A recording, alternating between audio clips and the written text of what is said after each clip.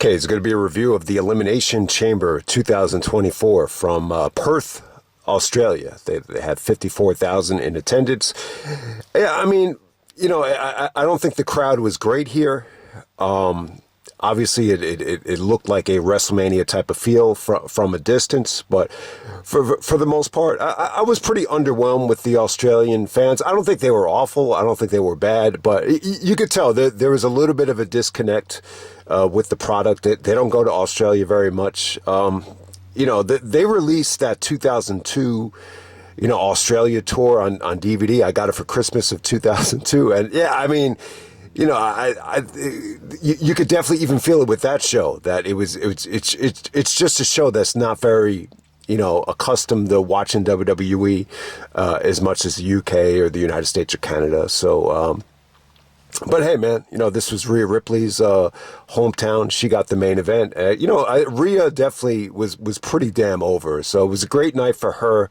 But for the most part, though, I would say, with the Rumble and with the Chamber, I would say that these two shows in 2024, they're probably weaker, than any of the premium live events you got in 2023 so far. So, I wouldn't say we're off to a, amazing start. But at the same time, I think the show definitely does make you excited about WrestleMania. And, that's the whole point of it.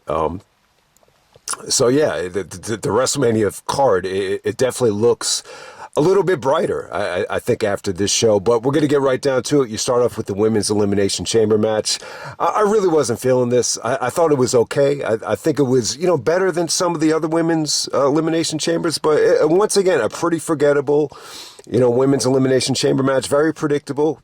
I thought they kind of gave this away with Becky, showing up at the kickoff show to interrupt Rhea Ripley. So we're going to be getting Becky Lynch versus Rhea Ripley at WrestleMania, Ireland versus Australia. So, I mean, it definitely has a lot of international appeal. You've never really seen Rhea and Becky, interact. I thought the other girl that had a chance of winning would have been Bianca. Bianca, I don't think she and Rhea have interacted that much over the years. So that would have been a fresh matchup as well. But yeah, let's go through it. You had Liv Morgan, Tiffany Stratton, you had Naomi. Naomi was actually the first girl eliminated. You had Becky, you had Bianca, and you had Racquel Rodriguez. I just didn't think the crowd was that into it. You felt a little bit of sunlight and daylight in the beginning of this thing. Maybe that hurt the match a little bit. It wasn't until after this match where you saw the sun setting, which looked beautiful, by the way, just like it did at Hog Wild back in 1996, for WCW. But hey, yeah, Naomi was the first one eliminated. Well, Tiffany Stratton probably stole the show here. The fans were into her. They were chanting, "We want Tiff." She took a lot of abuse in this match. She took the biggest bumps. She took the biggest risks.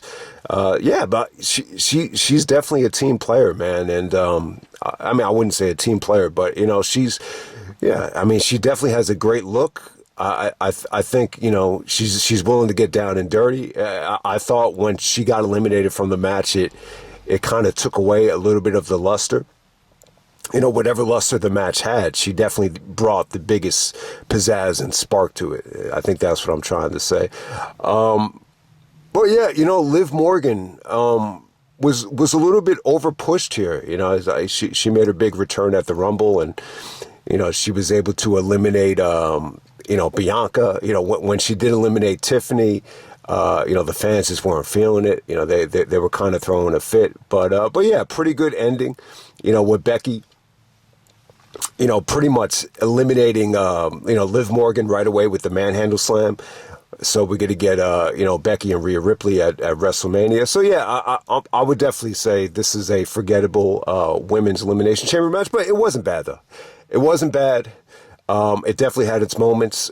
Some people are going to bitch and gripe about some of the eliminations. I just thought it felt a little bit too predictable, but we're going to move on from there. We got the Judgment Day of Finn Balor and Damien Priest defending the tag team championships against, Pete Dunne and Tyler Bate. So overall, man, with this tag match right here, I think it could have been a little bit better. This was such a weird show, man, because it was almost like 3.5, maybe even pushing to the 4 hour mark, and you only have 4 matches. So, it's funny. Like I felt like it could have been a little bit better. I felt like it could have gotten more time. But it was good though, man. It was good. I think Damien and Finn looked really well. There were some really nice transitions here. I thought Finn Balor looked exceptional, especially on some of those transitions with the sling blade and the inverted DDTs. Say what you want about Damian Priest, but I mean, he looks so much better now than he did back during the indie days and the beginning stages of his life. I thought he looked really good. You saw some nice double team work from Tyler and Pete Dunne. They actually did a double burning hammer, and they actually call it the Birmingham Hammer, because I guess they're from Birmingham, England. So that's pretty clever. But there's this whole debate about, is it time to give Michael Cole his flowers, his pronounce him the greatest of all time. I think we're reaching a point where you definitely could argue that, but it's funny. You still need Corey Graves to kind of point out that Kabashi's the first one to do. That's Kabashi's move, the Burning Hammer, and you don't really just hear Cole follow up on Kabashi's legacy. It's up to Corey Graves to kind of explain to the audience. So that's probably the biggest issue now with Cole. If you're going to use a strike against him, he just doesn't have, I don't know if he really has a lot of knowledge, outside WWE in terms of history. But, if you want to make an argument against Cole, being the greatest of all time, that will be it. But you could also argue that JR isn't the most knowledgeable guy, away from the history of United States wrestling as well. But hey, man, I thought that was a cool spot. There was a really, really good ending here, where Damien was able to kind of, fight off the double team suplex and chokeslam both guys, and Finn Balor hit the coup de grace. It was good. It was a good finish. I just feel like it didn't. I think when you look at, this NXT UK tag team of Tyler and Pete, I was really hoping they would give them the green light and steal the show. They didn't really get that opportunity, but it was a solid match nonetheless. All right, next up we have the Grayson Waller show next. You actually had Seth Rollins and, Cody coming out there. They kind of reminded me of like the Hollywood Blondes by the way they, I mean, you're just getting a nice little tag team, vibe from them right now. It feels like they're really, in a nice little groove in terms of, getting along with each other, which is, totally opposite of, a couple years ago. Austin Theory was out there, I guess, to pretty much just show off his abs, and, he did a lot of Rock impersonations, but for the most part, he was just there to take a Cody cutter and a curb stomp. Yeah, I mean, with Cody and Seth right here, what do you take away from this is that Seth is going to be cleared in a couple of days now. So, yeah, obviously, I don't think the injury was anything too serious, So Seth is getting ready for WrestleMania. It looks like he's going to be taking on Drew McIntyre, but we'll get to that a little bit later. Cody puts out a challenge for The Rock. Between now and WrestleMania, he put out the challenge for The Rock. Seth basically says, I got your back. It's not going to be one-on-one. Anything involving the bloodline is going to be chaotic and a lot of interference. So I don't know. I don't know. I think I'm looking at this thing from a Peacock standpoint, not just from a WrestleMania standpoint. You've heard all these rumblings about how, this, whether it be Cody, Rock, Cody, Rock, Roman, who's going to wrestle on night 1 and night 2? Are they going to do a tag match on night 2 or a tag match on night 1? I don't know, man. I mean, I would really love to see Cody and The Rock happen at WrestleMania. I think if Cody wrestles, 2 singles matches, I think that'd be beautiful. I think that'd be great. I think it's a little bit out of the box. I think it's a little bit too predictable just to do Cody and Roman, and then you don't give us anything else. But hey, from the standpoint of giving Peacock, The Rock in a singles match at WrestleMania, is that too? I don't know. Is that asking for too much? I don't know. Like I'm thinking of it right now. Like there's no way they were going to give away, Rock and Roman on Peacock. I think they wanted to wait until, Netflix has the rights to, have the streaming service. So That definitely makes sense. But at the same time, is it really important to fill up WrestleMania on both nights? I think that's the incentive. You want to make both nights of WrestleMania must see. I mean, I think Cody and The Rock would be really, really cool. I just don't see it happening. I think there's going to be a tag match. I think the tag match probably makes the most sense. If you watch, how they're promoting WrestleMania, it definitely feels like they're using that WrestleMania kickoff segment just to promote both nights. So that will lead me to believe there's going to be a tag match. I think the tag match probably makes the most sense to do on night 2. I think you do Cody and Roman on night 1, and then you probably do the tag match in the main event of night 2. Personally, I would love for Cody to face The Rock. I think that would be awesome. But hey, maybe you could do it at Backlash in France. Maybe you could do it at SummerSlam. But you probably don't have to rush it. I don't think they're going to rush it. But yeah, we'll see what happens there. But the bottom line is Cody definitely called out The Rock. It was a pretty cool segment to watch. Well, hey man, we're gonna move on to the men's Elimination Chamber match. We got Drew McIntyre, Randy Orton, Kevin Owens, Logan Paul, Bobby Lashley, LA Knight in the men's Elimination Chamber. I thought this was a stacked Elimination Chamber match. It definitely had a lot of good star power here. One of the things I noticed, though, it's a very older Elimination Chamber match. Most of the guys in this match are in their 40s, or even, Kevin Owens is pushing 38, 39, 40. So even he's getting up there. The youngest guy is actually Logan Paul. So that's what I think it had working against it. It wasn't the most athletic Elimination Chamber match. Nowhere near as exciting and as athletic as last year's with, Seth Rollins and Montez, really stealing the show in that one. But this year's, it was a little bit more predicated on selling. I think it started off with Drew and LA Knight. With LA Knight in particular, let's talk about him first.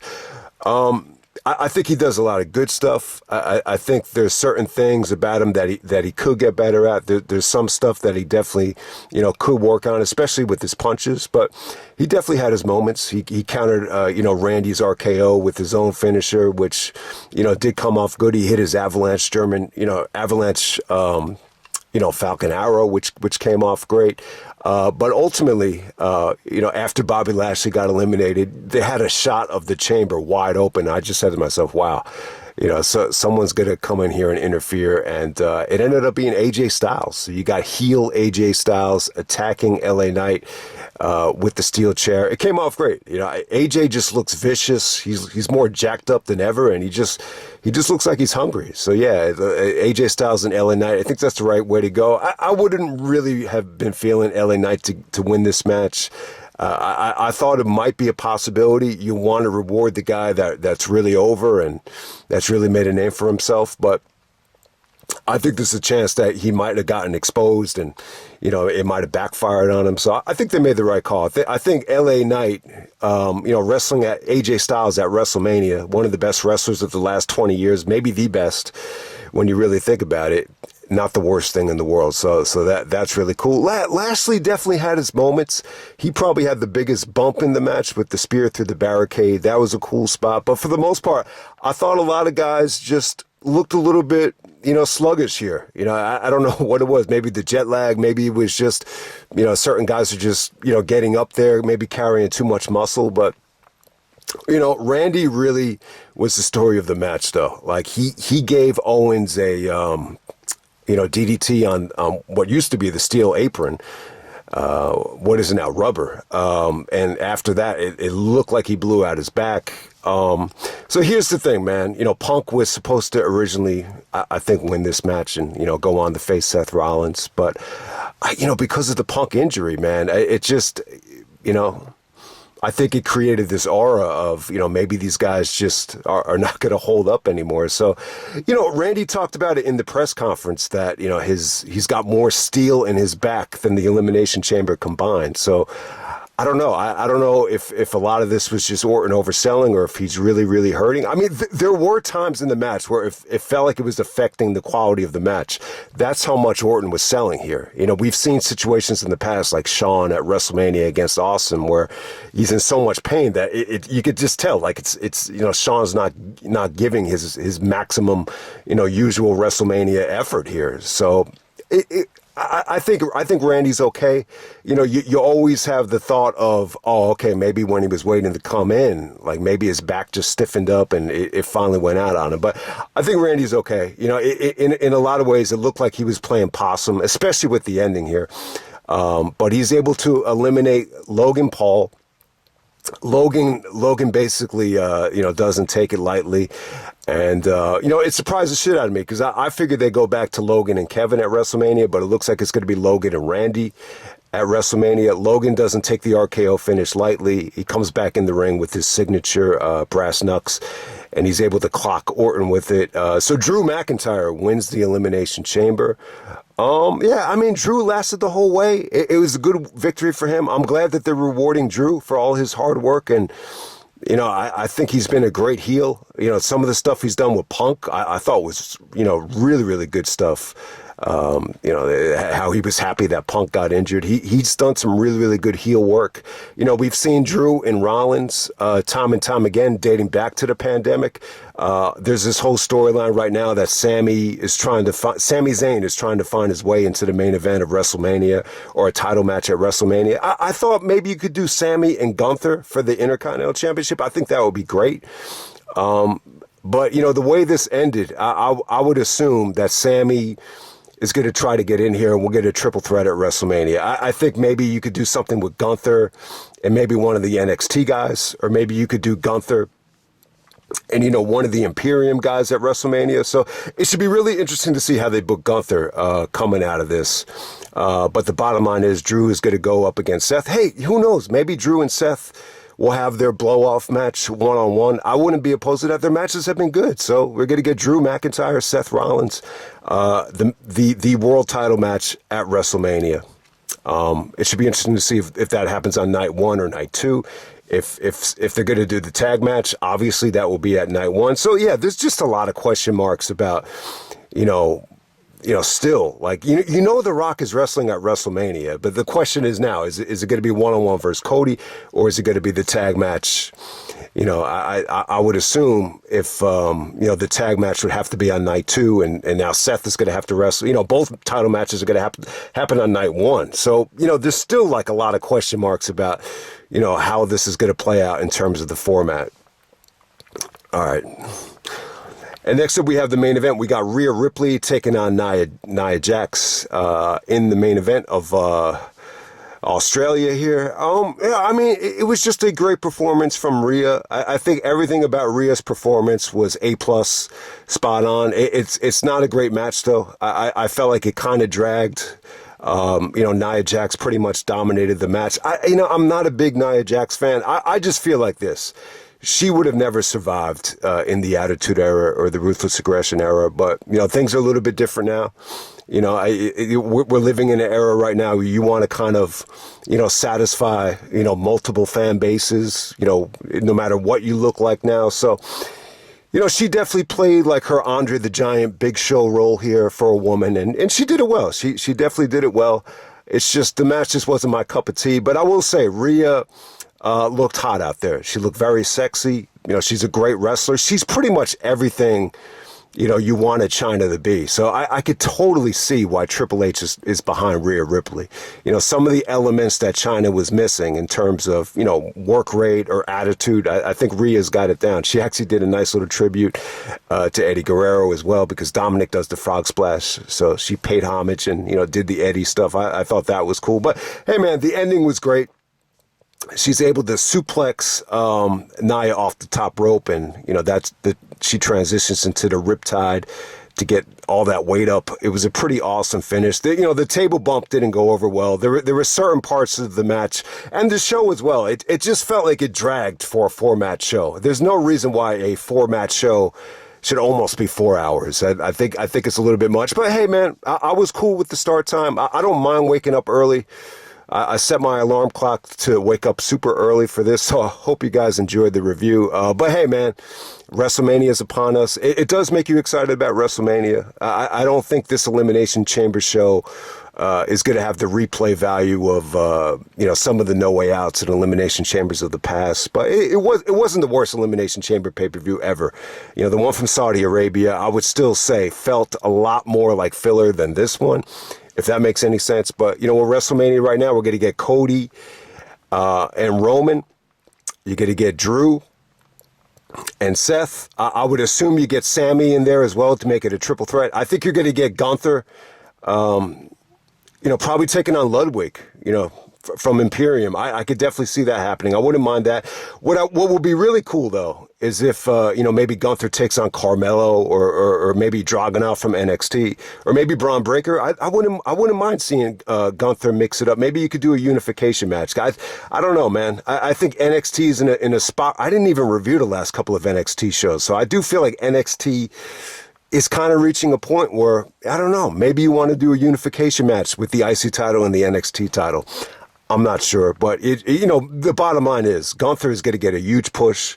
They're going to be in Germany within months, so definitely looking forward to seeing what Gunther's going to do.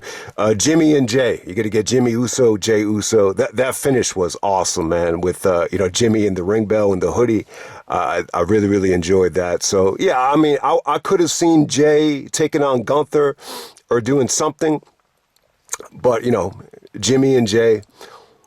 Both guys look totally different. Both guys their characters are so well defined right now. You probably got to go back to that. Rhea and Becky, they did a Bailey video package, so you're going to get Bailey and Io Sky at WrestleMania. So that's definitely looking good. LA Knight and AJ Styles, Logan Paul and Randy Orton. Kevin Owens kind of the odd man out. I figured they'd go back to Kevin and Logan. Kevin and Logan did a ton of interaction the whole weekend, at the press conference and in the Elimination Chamber as well. So, I don't know, man.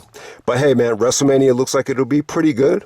I definitely think you're going to get, Roman working both nights, Cody working both nights. So, should definitely be looking forward to it. But I think kind of the underrated thing that I was thinking about too is, Netflix is going to take over with the streaming. So you got to wonder, you got to say to yourself, maybe like WWE for the whole year, maybe they don't want to give away too much, while they're still under this Peacock umbrella. I could be totally wrong. I don't know. But